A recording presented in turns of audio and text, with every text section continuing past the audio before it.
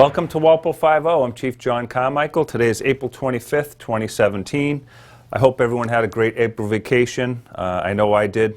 Had some good times with the family and everything, so hopefully you had an opportunity to get out in some of the nice weather we had and enjoy the April vacation and our students as well.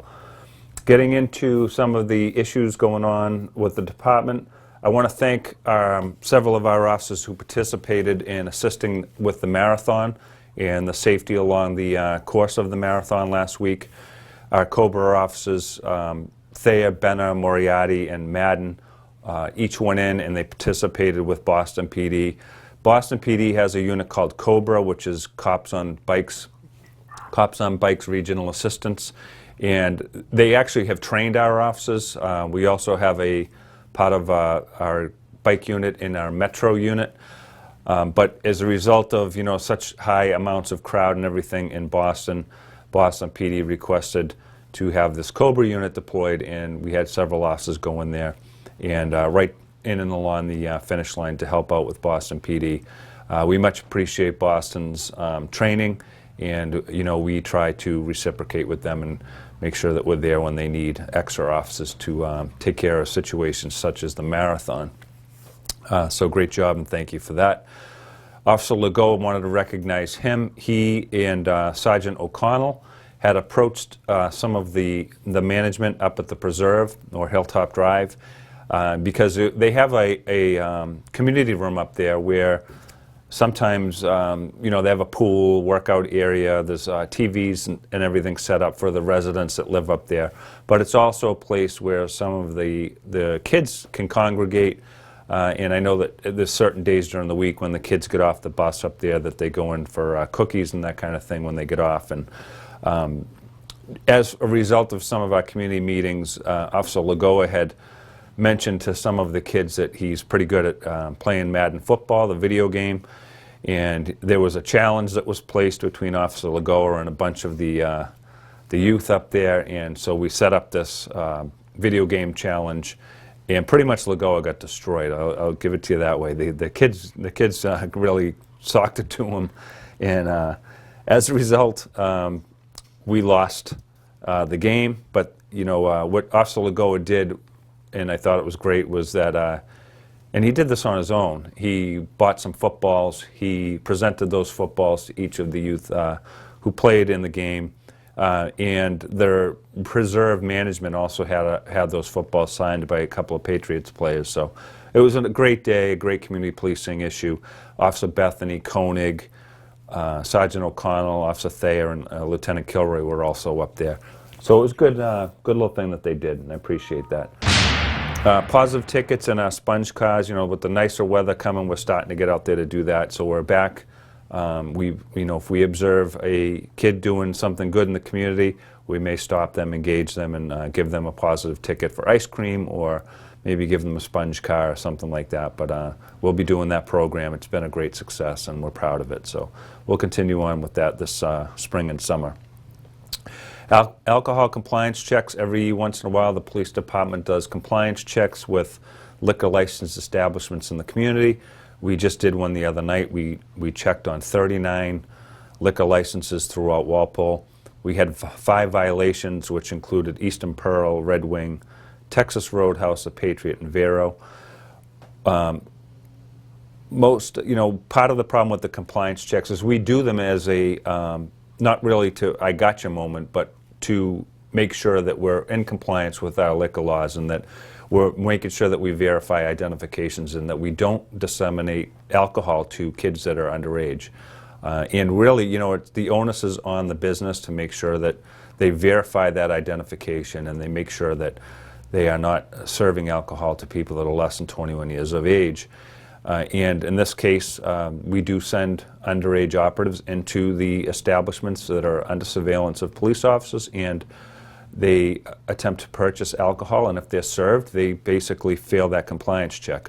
Now, the Eastern Pearl has had multiple violations with this, and in fact, we're meeting with the Board of Selectmen tonight to talk about the violations that they've had. They've had 5 this year already, and the board will take some of those instances. I know we're only looking at 3 tonight, but they will consider any action that they may take due to the 3 separate violations that occurred so far this year. So we'll see what happens with that. Our Board of Selectmen are very vigilant in this. They take it very seriously.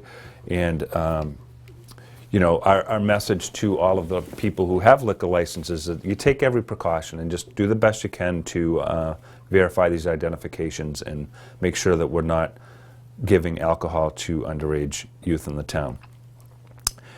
So moving on to the log, on April 11th, it's a service surrendered call.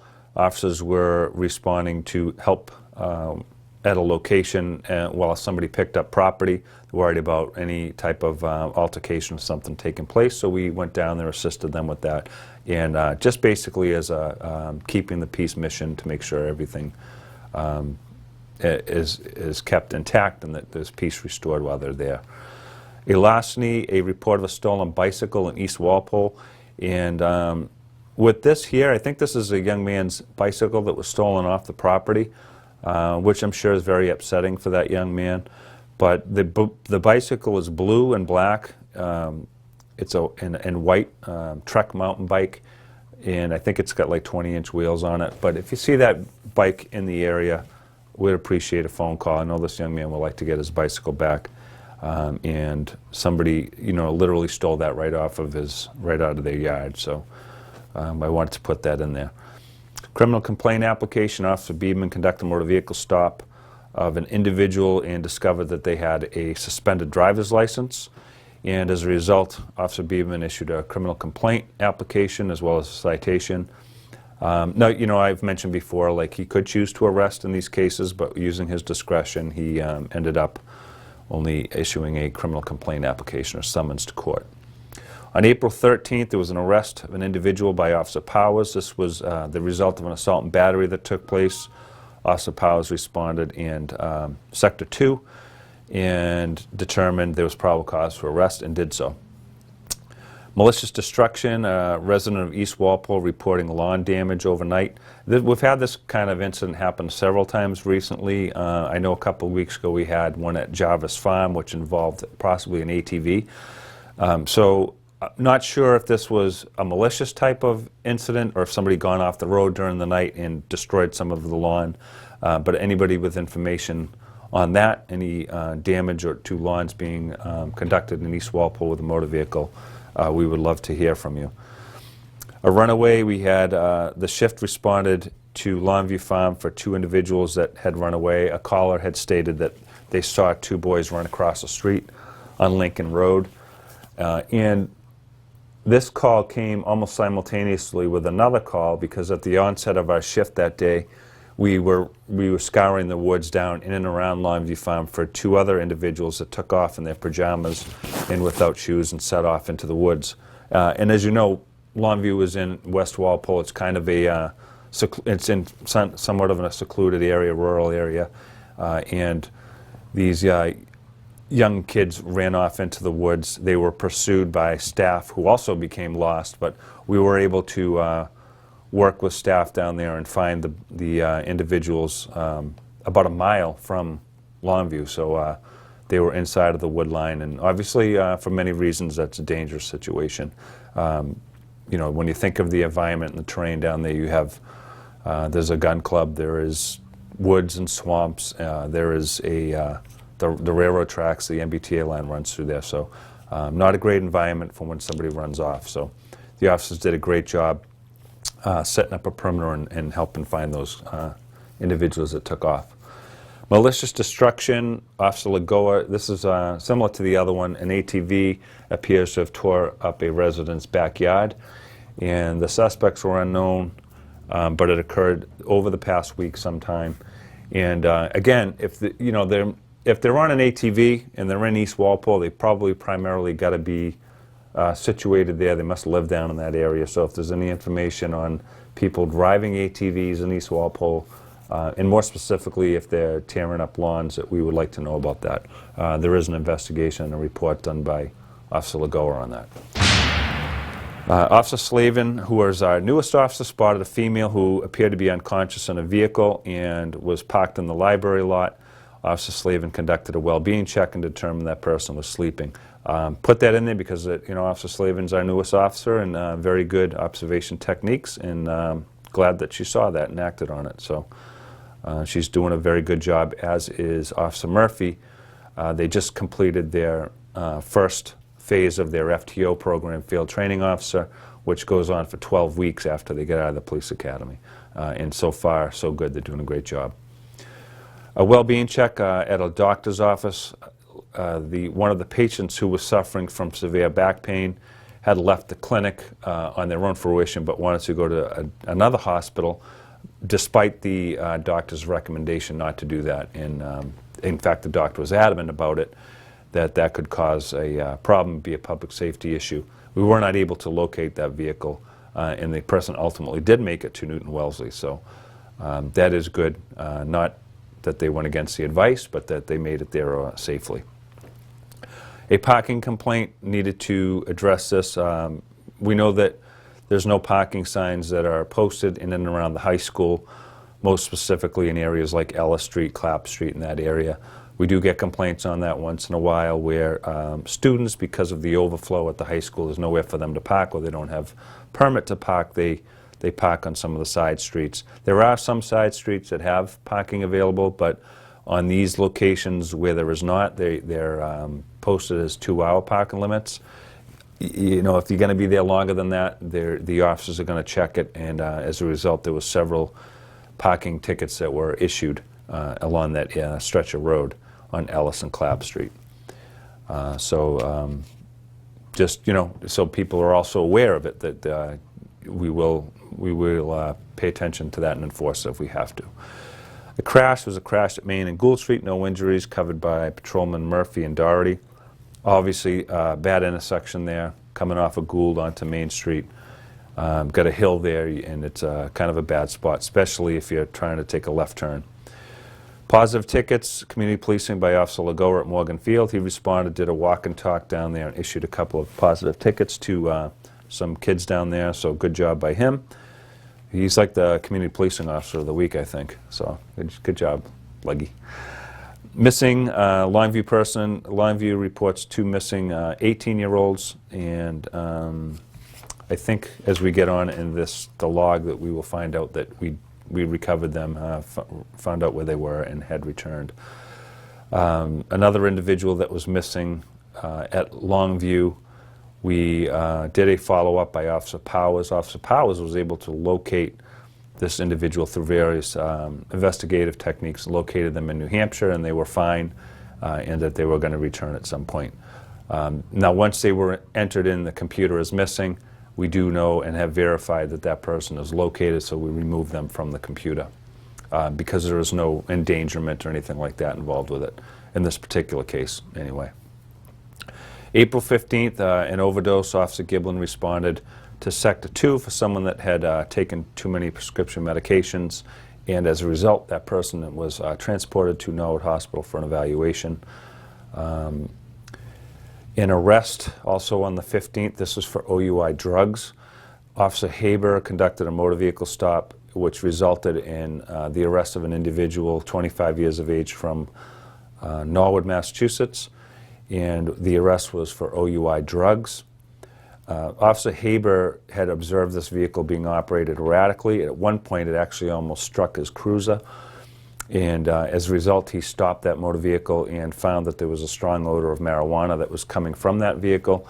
And as during his encounter with the driver, he noticed that the person attempted to be concealing an object on the right side of their person. Obviously, that can, with that type of furtive movement, that can be very, that will draw the attention of the police officer obviously for safety reasons. And a pat frisk was conducted. He found a bong, which was hot and still smoldering from marijuana use. And as a result, this individual was given an exit order. Officer Haber, who was one of our trained drug recognition experts, he administered a field sobriety test, which this individual failed.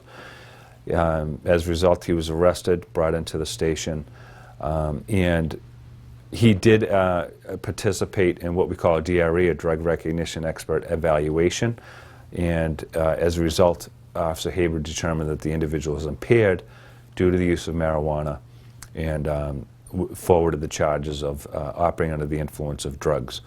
Now, one of the issues, obviously we've just legalized marijuana in Massachusetts, and it's very important to understand, as I've mentioned this before on Walpole Five-0, that you can't have open containers in the front seat passenger compartment of the vehicle, and you cannot use marijuana or any other drug or any other substance that will cause impairment and drive. If you do, then and there's the officers come to the conclusion that there is impairment involved, they can arrest on this. And what we found is Colorado and Washington, where they have already legalized marijuana before we did, that their fatal crashes because of marijuana impairment went up 50%. And we can prepare for that in Massachusetts. We're already seeing crashes even that have happened in Walpole because of marijuana impairment just in the past month, and this is coming. So if you're one of these people that uses this drug, don't use it and get behind the wheel.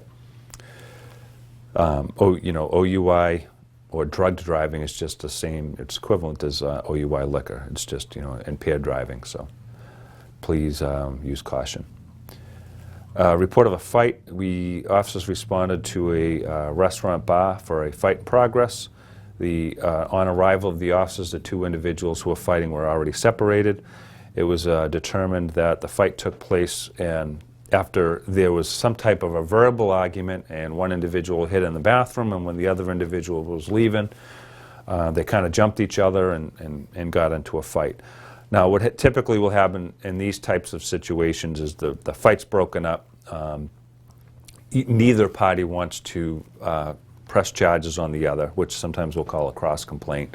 Other times we may have one that's more of either they're mutual combatants, or sometimes there may be a situation where one is just the aggressor. But in any event, in this case, it's one of those, it was broken up. They don't want to press charges. They don't want to do cross complaints. So we basically dust them off and send them on their way. So there's no arrest in Massachusetts for assault and battery unless it's in the officer's presence, or unless it's a domestic type of situation or there's other circumstances involved. But for a typical flat-out fight, assault and battery, there was no need to press charges. They didn't want to do that and sent on their way. So that was the disposition of this case. An overdose follow-up, as I've mentioned before, many times we will follow up with overdoses, prior overdoses, if we can't do it right away, with resource kits that we have in the department. And so Officer Vince Aguirre, who had responded to a previous overdose, went back to the home, met with the family, and issued some resource kits to help that family in the event that they choose to try and seek some resources to help with addiction and that type of thing. So appreciate that, and I appreciate the officers on this department that do that on a routine basis. April 15th, there was an arrest for OUI. An individual, we were getting calls from people that the Big Y parking lot, that there was an individual in the lot that appeared to be looking inside of vehicles, and that they were very unsteady on their feet, and people became concerned. And so we got several calls on this individual, who then got into a motor vehicle and drove off, turned onto High Plains Street. A bolo went out, which was be on the lookout because several witnesses saw the vehicle, saw the individual, and were able to obtain a registration plate. And the officers ended up looking for this vehicle, ultimately found the vehicle, stopped the vehicle, and did determine that this individual looked intoxicated, had them exit the vehicle, and took field sobriety tests, which were failed, and as a result, the individual was arrested for OUI liquor. Now, one of the things, many times with field sobriety tests, it's the only thing that the police officer has on the street, really, to determine whether or not that person can continue on. So, for example, if the officer stops a vehicle, there's an odor of alcohol coming from them. They were weaving, they were erratic operating of the vehicle, and the officer gets them out and offers a field sobriety test. Without that, it makes it very difficult for the officers, so that they would have to probably come to the conclusion that they're impaired and that they would have to make an arrest just to make sure they're keeping the road safe. But many times, believe it or not, the officers will give a complete full field sobriety test and people pass. I mean, because not everybody who's had a couple of drinks is impaired or intoxicated. So, in this case, they failed it. They put them through the series of tests and they failed the field sobriety test. And as a result, you have to remove them from the street. But many times, people do pass those field sobriety tests. We just don't hear about it as much. So following that arrest, there was another arrest for OUI. And an operator, this was following a crash. The individual was driving a motor vehicle on South Street and crashed. The operator then got out of the car and fled. What we ultimately determined was that this operator called somebody who picked him up and drove him to a secondary location, a location to which we found out where they were, responded to that secondary location in South Walpole and interviewed that person and ultimately arrested them for OUI liquor, and as well as leaving the scene of the crash that occurred. This crash did not involve another motor vehicle. It just occurred. It was a one single car crash where we went off the road. So there was no victim involved in this.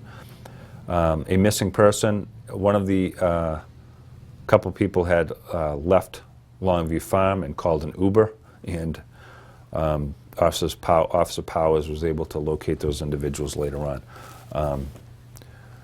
That's a sign of the times right there. I mean, they left the premises and then called for an Uber to come pick them up. So I guess we're there for this. April 16th, 2017, damage, a hit and run. A caller reported that their fence was damaged overnight. So again, kind of this trend of vehicles going off the road and into people's lawns and that type of thing. Officer Lagoa did some good follow-up. He observed pieces of the fence on the sidewalk, on the lawn, the driveway. So basically there was debris scattered throughout the area. And as a result of that debris, Officer Thayer assisted Officer Lagoa. They were able to determine and recover some vehicle parts and discovered that those parts belonged to a Ford F-150 or a Ford 250 Super Duty pickup truck. Also located on the fence was what appeared to be white paint transfer, so that we believe that either the bumper or some of this vehicle could be white in color. But this was a hit and run where they caused significant damage to these victims' fence and then left the scene. And as a result, we will continue to try and investigate this and see if we can locate who the individual was that caused this damage. Any information on that, please don't hesitate to contact us.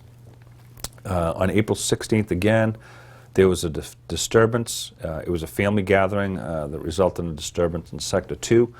Officers responded, found out that it was only a verbal argument that kind of broke out, and that the officers were able to restore peace with everybody there and continue on with their gathering. Missing, locate the individuals that were in the Uber vehicle were located up in Melrose, and the Longview went up and transported them back once they returned, and those two individuals also removed from the missing person database. A harassment issue. An individual reported being harassed by several phone numbers, and we were able to track at least one of those phone numbers to a local area and a local residence. So officers responded, spoke to the individuals involved, told them to stop and cease doing the harassment, and had given the victim their rights under the harassment prevention order, which is essentially if there are 3 or more incidents and documented incidents of harassment to an individual, they can seek what's called a harassment prevention order, which is basically it's similar to a restraining order. That wasn't needed yet in this case, but the word was given that that could be an option in the future. All right. Well-being check. We checked on a business in town that wanted a well-being check on their security guard, and we went up. We could not locate the security guard, but there could have been some type of ancillary emergency or something that took place, so the company was notified, and they were taking care of the rest of that. A disturbance. There was an individual reported being assaulted by another individual. They know this person, and they were able to give us a description of them, what they were driving, and we were unable to locate this vehicle as of yet, but we do believe that this rises to the level of an assault and battery, to which we sought an arrest warrant and got. We just have not been able to locate this person yet, but we're working on it. A road rage crash. We had several calls about a road rage that took place in Sector 2 down in South Walpole, and as these two individuals, these motorists, were involved in a road rage incident, they ended up crashing into each other on Main and Winter Street. So never a good idea. If you know, I understand the road rage problem, but the best advice is let it go, walk away, drive away, go the other direction, pull over and let them go by. If it's that egregious, you know, call the police. But really, you know, every time we see this, nothing ever good ever happens with these road rage incidents. They continue, people get more heated. We've had cases where they actually assault the other person with the motor vehicle, or they get out and they get into a fight, and it's not worth it. Bad things can happen, and best case, you know, if it's really that bad, call the police, but otherwise, you know, let it go and just try and let that situation diffuse on its own. A well-being check. So this case here, we went to North Walpole. We responded on 2 separate occasions for a well-being check with someone being loud. The officers responded. The person was sitting there. They were on their own property. They ended up going up there twice and leaving, basically giving warnings that, you know, you're disturbing the neighbors, you need to keep it down. We ended up responding the 3rd time, and as you know, 3 strikes, you're out. The officers ended up determining that this person was continuing to consume alcohol, was impaired, and as a result was also disrupting the neighborhood, so they were placed under arrest for being a disorderly person and for kind of making some threats to other people in the area. And as a result of the 3rd time we responded there, that person was arrested and transported to the Walpole Police Station. Let's see. Officer Foley did a great job of this, but he came across an individual who was missing from a Waltham group home. Just happened to come across them and believed that they were in Walpole. Actually came in to us that he could be in Walpole, and Officer Foley was able to locate that individual, and there was no issues of being in danger or anything like that, but was able to notify the group home of where they came from so that they knew they were safe and that everything was on the up and up. So that was a good job by Officer Foley. So that was the disorderly arrest. Suspicious motor vehicle. We got a report of several motor vehicles that were parked in South Walpole on Sector 2. The officers responded. They found 3 or 4 individuals who were in public, who were smoking marijuana, and as a result, they were issued civil citations for public use. Now, as I mentioned before, the 94G, the new marijuana legalization statute, it does not allow public use of marijuana in Massachusetts, and Walpole also has a bylaw that's several years old now where you cannot use marijuana in public as well. So any public use of marijuana isn't allowed. So if you're gonna participate in the legalization aspect of it, you can only use marijuana products in your home and not out in public.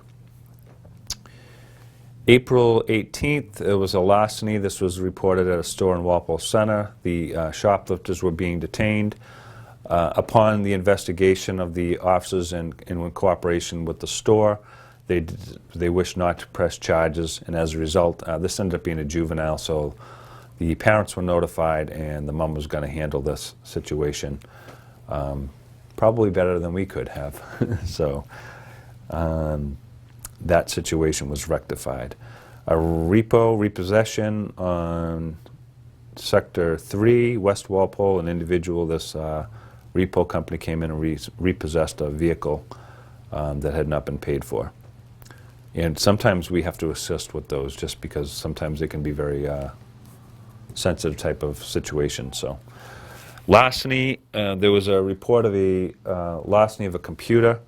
Officer Biebman responded, and there was a brand new computer that was taken out of the box, and that investigation continues by Officer Biberman at that location in North Walpole. Missing person located. Another individual was located again from a group home in Waltham. This person was found in Walpole. The group home stated that they could stay at this location where they had an acquaintance. And again, not an endangered person, but removed from our central registry, which is our missing persons database, and they were removed from there as not being missing anymore.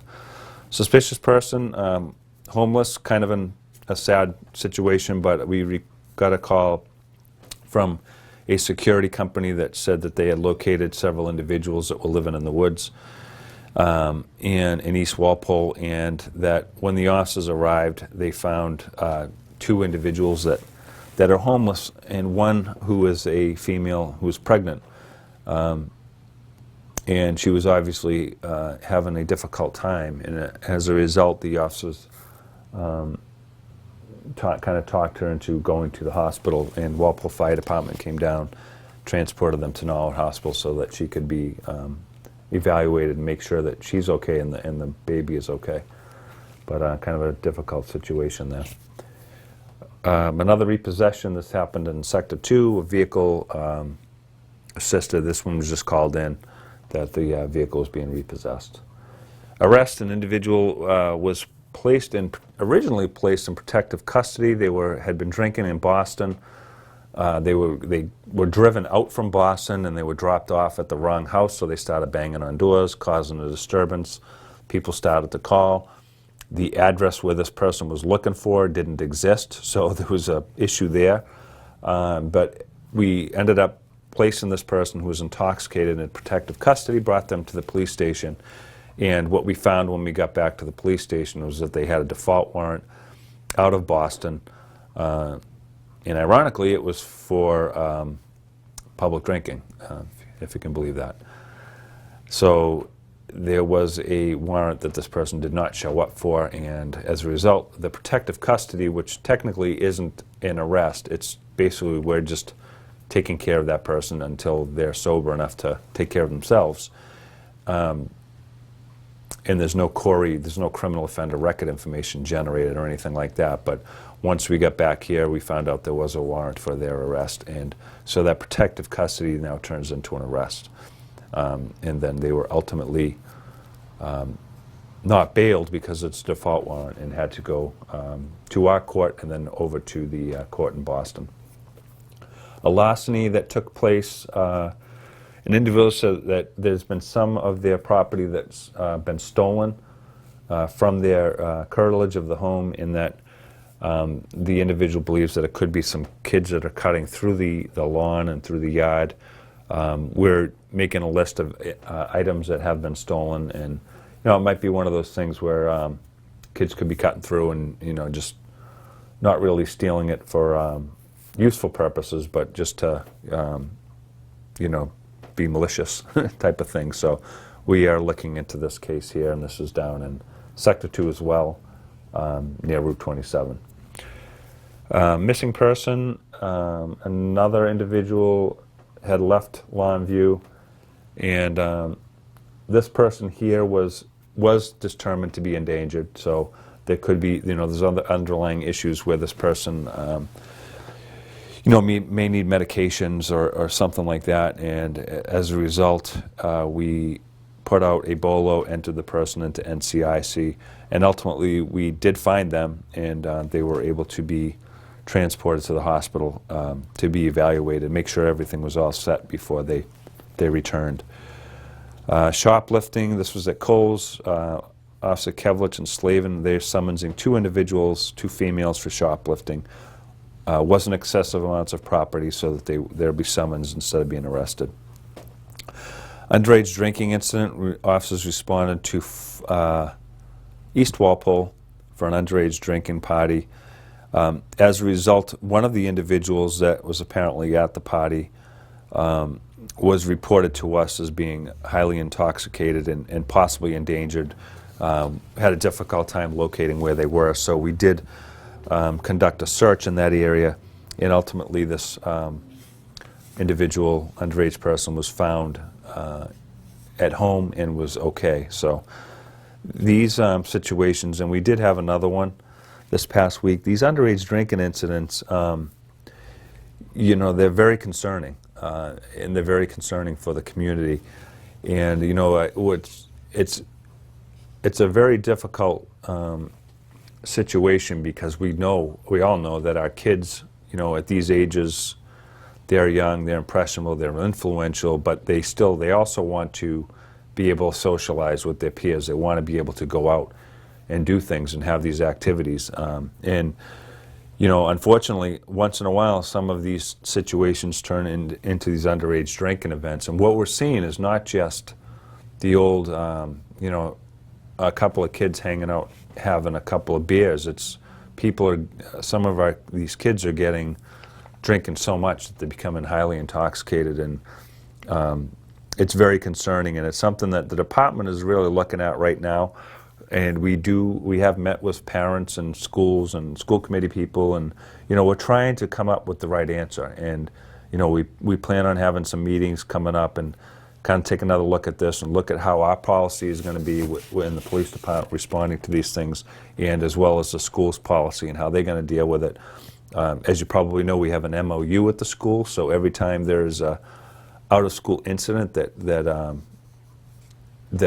could be criminal in nature or whatever else under the Safe School Act, we share that information back and forth. And we do that with the intent to keep the kids in our community safe. And I do believe that we do that.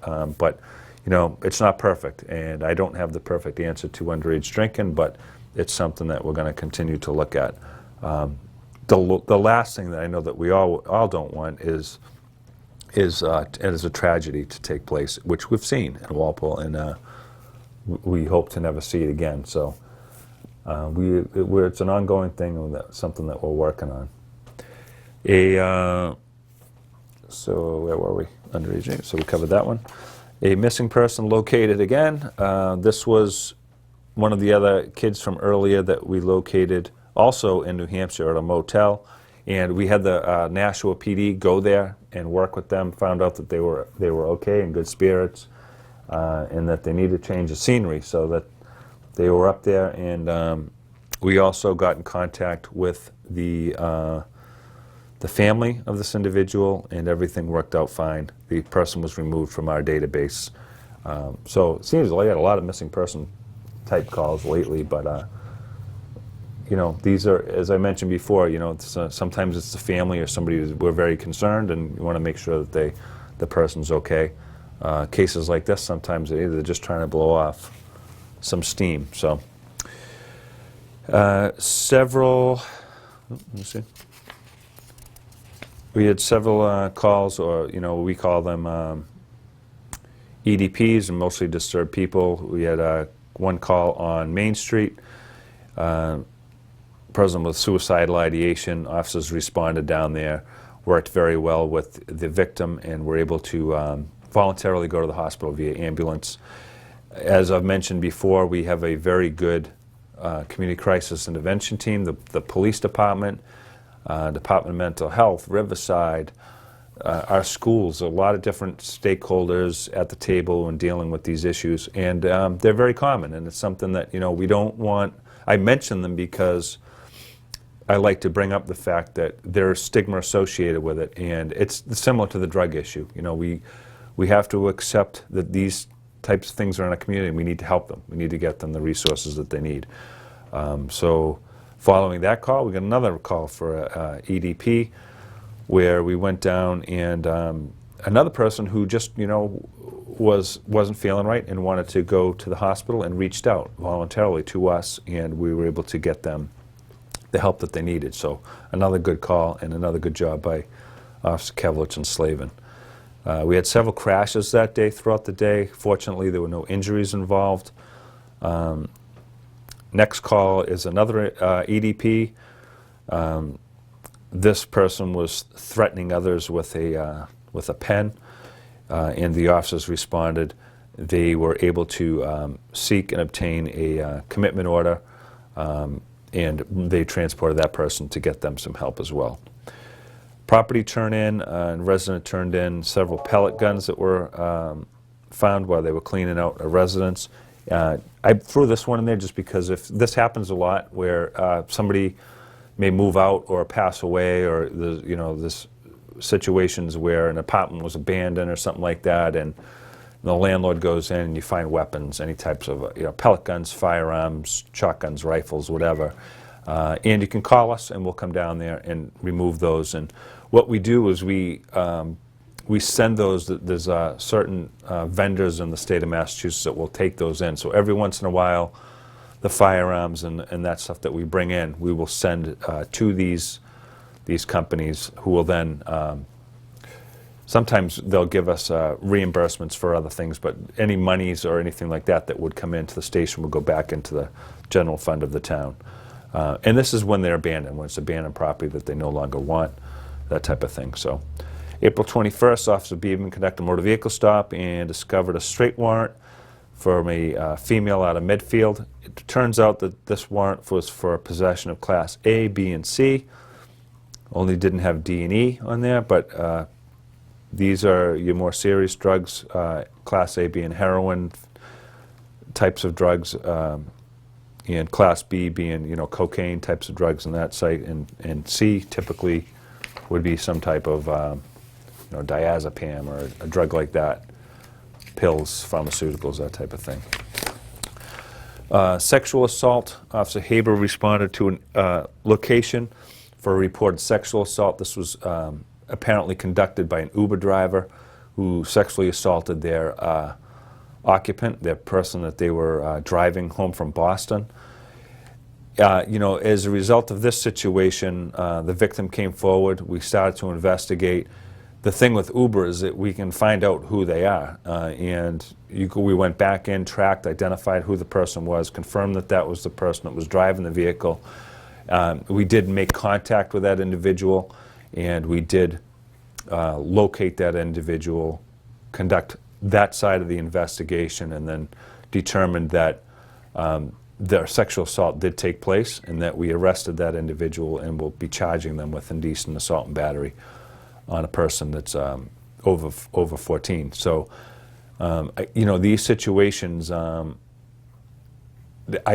think that Uber is a really good thing. I've actually used it myself, but it's one of those things, and we teach this in our rape aggression defense class a lot, is risk awareness, risk reduction, pay attention to your surroundings, be careful, and unfortunately, you put your trust on somebody, especially in these types of situations, to get somebody home safely, and unfortunately something like this took place. On the good side of it, I'm glad that the guy got locked up and he for what happened, and we'll see what happens in the courts following this. But always, I put it in there because as a risk awareness thing, to be careful out there. Emotionally disturbed person, EDP. This person flagged down one of our officers and made some statements to the officer that ultimately led them to the conclusion that something is definitely off, and as a result, this person voluntarily went to the hospital to be checked out. And this is really good because these are, as I mentioned, the Community Crisis Intervention Team. I mentioned that we do have plenty of calls where we have emotionally disturbed people that need help, and this individual flagged down a police officer in a marked cruiser. So I think that's a good thing. It's something that you probably didn't see a lot years ago, and Sergeant Becker was the one that handled this call, and I appreciate him doing that. A well-being check on an individual 7-Eleven parking lot. We had to file an immediate threat on this individual. An immediate threat is when somebody is exhibiting some type of health behavior or mental behavior where they shouldn't be driving a motor vehicle, and as a result, what we do is we submit to the registry what's called an immediate threat. Sometimes these happen after a crash or something like that, but the registry will revoke the license until this hearing can take place and make sure that the person that's operating this vehicle is is duly licensed to do so, and that they're doing so safely. Underage drinking, we went to another underage drinking party in North Walpole. As a result of this incident, there was an individual from Canton who was arrested for distribution of Class D, i.e. marijuana, and possession of Class E, which are pharmaceuticals. And this individual, who ended up being a juvenile, was arrested and ultimately released to their parents and will go to court. Now, when we did check this individual's history, we found out that he's already had some issues with drugs in the past, and as a result, hopefully, through the juvenile court, which is mostly administrative, that they give this kid whatever resources he needs, because obviously he's developing a behavior and a trend of this type of activity. And getting towards the end, so April 24th, arrest, an OUI, which was also a crash. Officers responded to a motor vehicle that struck a house in East Walpole. The operator was trying to leave the scene. Officers arrived and they found the operator to be highly intoxicated, and as a result, arrested them for operating under the influence of alcohol, as well as marked lanes and negligent operation of the motor vehicle. There was some damage done to the property of the victim, and as a result, that individual will be charged with OUI.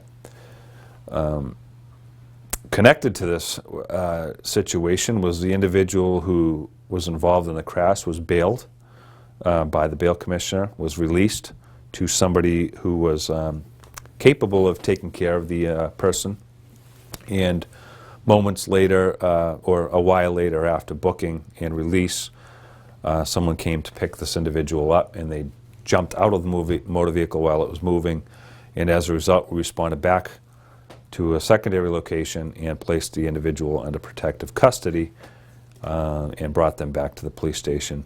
And under protective custody, the way that works is, what we can do as the police is we can hold somebody up to 12 hours or until we think that they're sober. They can be subjected to a breath test if they want.